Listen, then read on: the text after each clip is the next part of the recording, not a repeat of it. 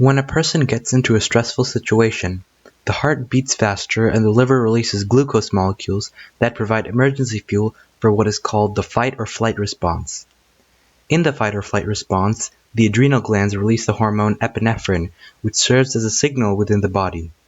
Certain cells, including liver cells, can detect the signal, after which they process the signal and respond to it. The entire sequence from signal reception to cellular response is referred to as a signal transduction pathway.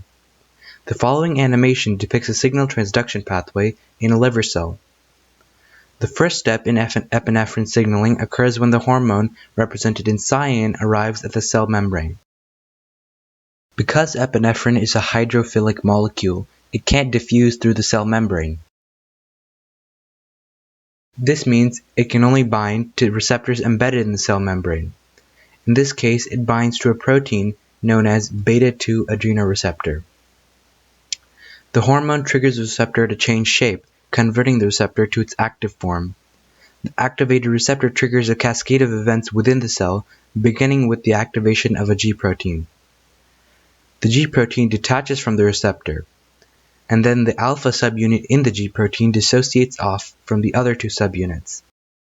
Then GDP is released from the alpha subunit and replaced by GTP. After that, the subunit diffuses within the plasma membrane until it encounters adenylyl cyclase, a membrane enzyme that is inactive. Adenylyl cyclase is referred to as a second messenger because it carries the message of the first messenger, epinephrine.